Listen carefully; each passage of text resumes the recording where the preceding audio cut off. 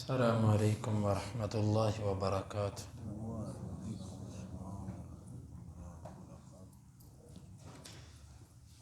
سورۃ البقرہ آیت نمبر 48۔ اعوذ باللہ السمیع العلیم من الشیطان الرجیم من حمزہ ونفخہ ونفثہ۔ واتقوا، اور تم ڈر جاؤ، یوم، ایسے دن سے، لا تجزی، نہیں کفایت کرے گی، نفس، کوئی جان، عن نفس، کسی جان سے، شیئا، کچھ بھی، ولا، اور نہ، یقبل، قبول کیا جائے گا، منہا، اس سے، شفاعہ، سفارش، ولا، اور نہ، یؤخذ، لیا جائے گا، منہا، اس سے، عدل، کوئی بدلہ، کوئی فدیہ، ولا، اور نہ، ہم وہ، ینصرون، مدد کیے جائیں گے۔ واتقوا یوما لا تجزی نفس عن نفس شیئا، اور تم اس دن سے ڈر جاؤ جس دن کوئی جان کسی جان سے کچھ کفایت نہ کرے گی، ولا یقبل منہا شفاعہ، اور نہیں قبول کی جائے گی اس سے سفارش، ولا یؤخذ منہا عدل، اور نہ ان سے کوئی فدیہ اور بدلہ لیا جائے گا، ولا ہم ینصرون، اور نہ وہ مدد کیے جائیں گے۔ سیاق و سباق کے اعتبار سے بنی اسرائیل کو کہا جا رہا ہے کہ تم اس دن سے ڈر جاؤ کہ جس دن کوئی جان کسی جان کو کچھ فائدہ نہیں دے گی۔ ڈرانے کے لیے سب سے بڑی چیز دنوں کے اعتبار سے وہ قیامت کا دن ہے۔ جو قیامت کو مانتا ہے نا، اس کو قیامت سے بڑھ کے اللہ کی مخلوق میں سے کوئی چیز ڈرا نہیں سکتی، کیونکہ اس کو پتہ ہے کہ قیامت کا دن ایسا ہے کہ جس دن اللہ نے میرے سے ایک ایک چیز کا حساب لینا ہے۔ اللہ نے اس دن کا ذکر کیا کیونکہ بعض دفعہ انسان غفلت میں بھی پڑا ہونا، تو جب آخرت کے دن کا تھوڑا سا تصور ذہن میں آتا ہے تو وہ بیدار ہو جاتا ہے۔ آخرت کا دن، اللہ تعالیٰ نے ان کی غفلت کو ختم کرنے کے لیے سب سے بڑی چیز کا ذکر کیا کہ تم اس دن سے ڈر جاؤ جس دن کوئی جان کسی جان کو فائدہ نہیں دے گی۔ اور یہ بات اس لیے ذکر کی کہ کوئی جان کسی جان کو فائدہ نہیں دے گی کہ یہود کے ہاں اور عیسائیوں کے ہاں بڑے عجیب قسم کے تصورات پائے جاتے تھے۔ ایک تصور یہ پایا جاتا تھا، عزیر اللہ کا بیٹا ہے، بس وہ ہماری سفارش کرے گا۔ ایک تصور یہ تھا کہ موسیٰ علیہ السلام یا انبیاء کی ہم اولاد ہیں، نحن ابناء اللہ و احباء، ہم اللہ کے بیٹے ہیں، ہم نبیوں کی اولاد، ہم متقی لوگوں کی اولاد، ہمیں وہ کیسے جو ہے نا وہ سزا دے گا۔ عیسائیوں کے اندر بھی یہ تصور تھا کہ عیسیٰ علیہ السلام جو سولی چڑھ گئے، بس وہ ہمارے گناہوں ہی کا تو فدیہ تھا، اب ہم جو مرضی کریں بس ہم بخشے بخشائے۔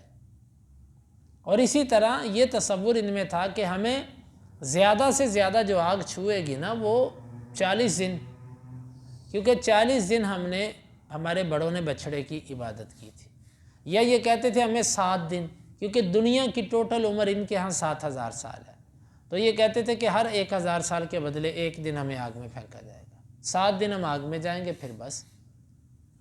اللہ کے نبی صلی اللہ علیہ وسلم کے پاس بھی یہ آئے اور آ کر کہنے لگے کہ تمہیں پتہ ہے کہ ہم آگ میں کتنی دیر رہیں گے؟ آپ نے فرمایا بتاؤ۔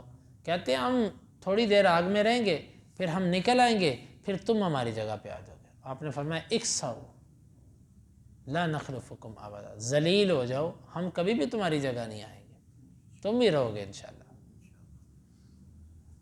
تو یہود کے ہاں یہ تصورات تھے، شخصیات پر اعتماد، بیجا جو ہے وہ اس سے فائدے اٹھانا۔ اللہ نے فرمایا اس دن سے ڈر جو جس دن کوئی جان کسی جان کے کام نہیں آئے گی۔ یہ تمہارے سب توہمات اور تصورات غلط ہے۔ اور اللہ کے نبی صلی اللہ علیہ وسلم نے بھی اپنی امت کو، اور اسی طرح آپ صلی اللہ علیہ وسلم نے اپنے رشتہ داروں کو واضح طور پر کیا دیا، من بطأ بہ عملہ لم یسرع بہ نسبہ، جس کو اس کے عمل نے پیچھے کر دیا اس کو اس کا خاندان آگے نہیں کر سکتا۔ کوئی مت سمجھے کہ میں فلاں خاندان کا چشم چراغ ہوں، میرا سلسلہ نسب فلاں بزرگ سے ملتا ہے، من بطأ به عمله لم يسرع به نسب، جس کے عمل نے پیچھے کر دیا اس کا نسب اس کو کبھی بھی آگے نہیں کر سکتا۔ آپ نے اپنی سکی بیٹی لخت جگر فاطمہ سے کہا تھا، یا فاطمہ بنت محمد انقذی نفسک من النار لا اغنی عنک من اللہ شیئا او کما قال، اپنے آپ کو آگ سے بچا لے، میں تجھے کچھ فائدہ نہیں دے سکتا۔ اس حدیث کا مطلب یہ ہے کہ اگر تیرے اندر ایمان نہیں تو میں تجھے فائدہ نہیں دے سکتا۔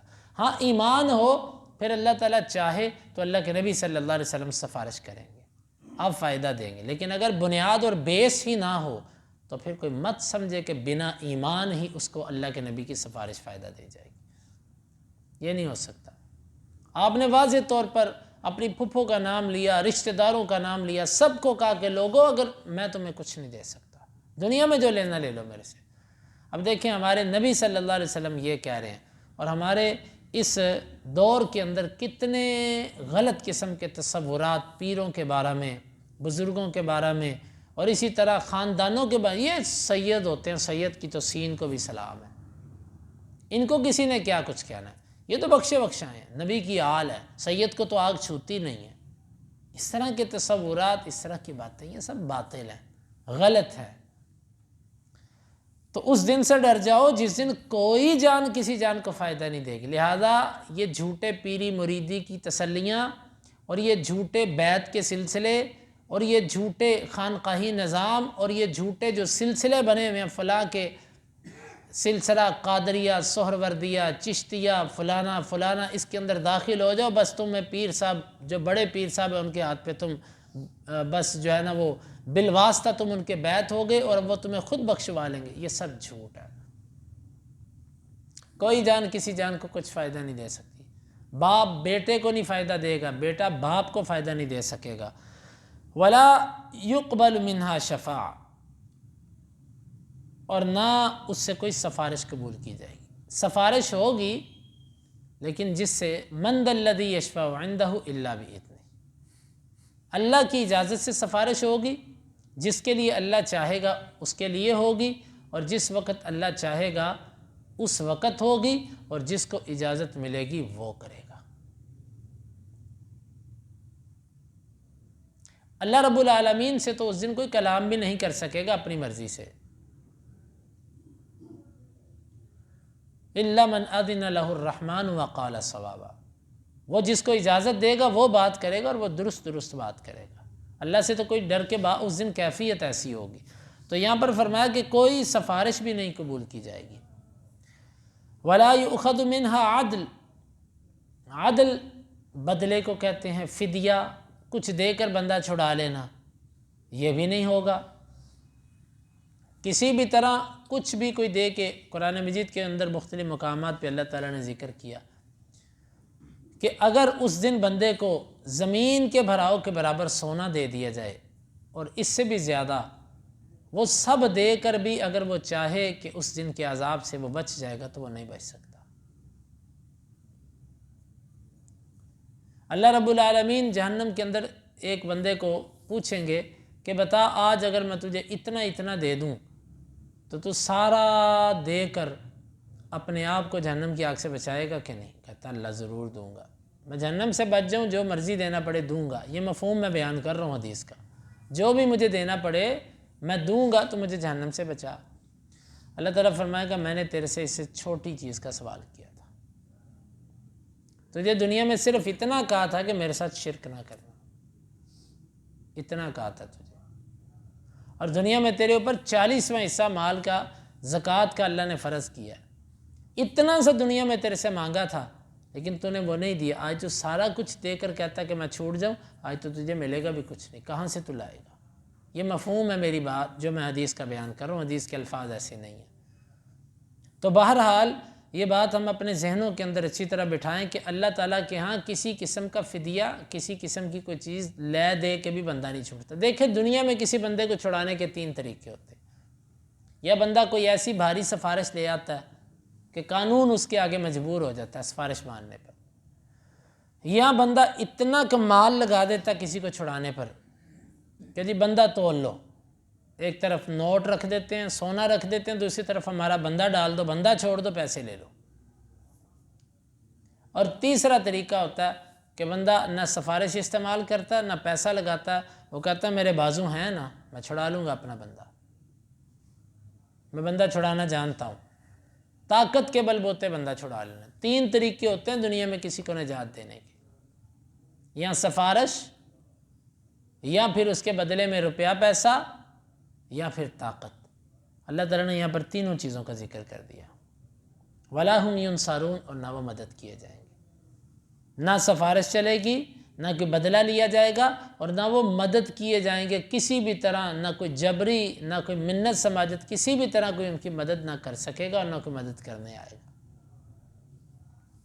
تو اس آیت مبارکہ میں اللہ رب العالمین نے خطاب تو یہود سے کیا، لیکن یہ ہمارے لیے بھی اس میں سبق ہے کہ وہ دن ایسا ہے کہ اس دن کوئی کسی کے کام نہیں آئے گا، لہٰذا ایسے جھوٹی باتیں اور جھوٹی تسلیاں اور محض ایسے ہی خیالات کہ جی اللہ کے نبی کی امتی ہیں، حضور معراج پر گئے تھے، وہ ساری امت کو بخشوائے ہیں، وہ قوالوں والی باتیں جن کے نہ سر نہ پاؤں کہ حضور ساری امت کو بخشوا لائے ہیں، بس اب جو مرضی کرو، اب تم بخشوائے۔ یہی تصورات یہودیوں عیسائیوں کی عوام کے اندر پائے جاتے تھے، اور یہی خیالات ہمارے مسلمانوں کی عوام کے اندر پائے جاتے ہیں۔ اللہ رب العالمین سے دعا ہے اللہ تعالی ہمیں اس آیت مبارکہ کو سمجھنے کی اور اس کے تقاضوں کو پورا کرنے کی توفیق عطا فرمائے۔